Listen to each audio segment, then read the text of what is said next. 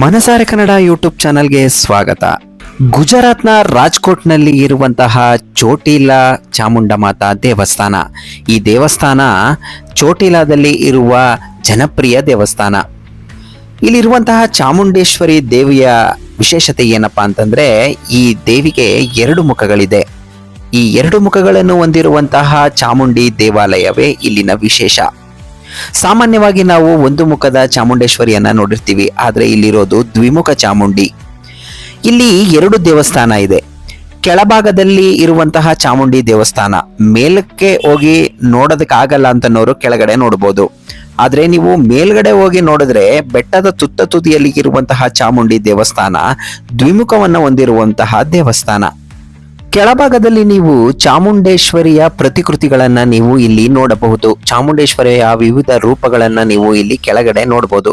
ಕೆಳಭಾಗದ ದೇವಸ್ಥಾನದಲ್ಲಿ ಇರುವಂತಹ ಚಾಮುಂಡಿಯ ಪ್ರತಿಕೃತಿಗೆ ನೀವು ನಮಸ್ಕರಿಸಿ ನಂತರ ಬೆಟ್ಟದ ತುದಿಯಲ್ಲಿ ಇರುವಂತಹ ಚಾಮುಂಡೇಶ್ವರಿಯ ದರ್ಶನಕ್ಕೆ ತೆರಳಬಹುದು. ಬೆಟ್ಟದ ಮೇಲೆ ಇರುವಂತಹ ಚಾಮುಂಡೇಶ್ವರಿ ಸುಮಾರು 700 ಮೆಟ್ಟಿಲುಗಳನ್ನ ಒಳಗೊಂಡಿದೆ.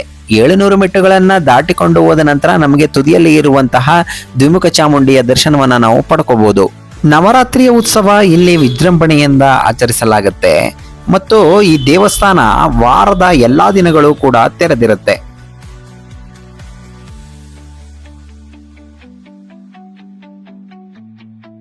ಇನ್ನು ನೀವು ಈ ಚಾಮುಂಡಮಾತಾ ದೇವಾಲಯಕ್ಕೆ ತೆರಳೋದಾದ್ರೆ ರಾಜ್ಕೋಟ್ ವಿಮಾನ ನಿಲ್ದಾಣದಿಂದ 59 ಕಿಲೋಮೀಟರ್ ಅಂತರ ಹಾಗೂ ರೈಲು ನಿಲ್ದಾಣದಿಂದ 49 ಕಿಲೋಮೀಟರ್ಗಳಾಗುತ್ತೆ.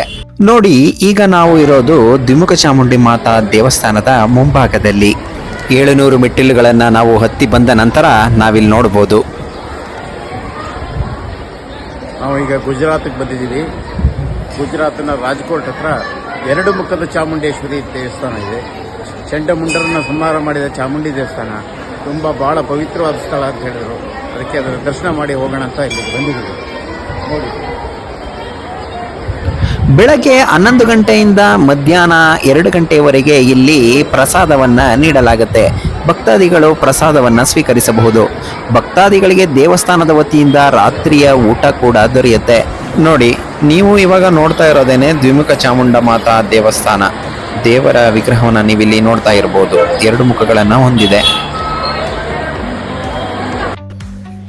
ವಿಡಿಯೋ ಇಷ್ಟ ಆಗಿದ್ರೆ ಲೈಕ್ ಮಾಡಿ, ಶೇರ್ ಮಾಡಿ, ಕಾಮೆಂಟ್ ಮಾಡಿ, ಹಾಗೆ ಸಬ್ಸ್ಕ್ರೈಬ್ ಮಾಡಿ. ಪಕ್ಕದಲ್ಲಿರೋ ಬೆಲ್ ಬಟನ್ ಒತ್ತೋದು ಮರಿಬೇಡಿ ಅಂತ ಹೇಳ್ತಾ ಇವತ್ತಿನ ವಿಡಿಯೋನ ಇಲ್ಲಿಗೆ ನಾನು ಕೊನೆಗೊಳಿಸ್ತಾ ಇದ್ದೀನಿ. ಮತ್ತೊಂದು ವಿಡಿಯೋದೊಂದಿಗೆ ಮತ್ತೆ ಸಿಗ್ತೀನಿ ಅಂತ ಹೇಳ್ತಾ ಧನ್ಯವಾದಗಳು.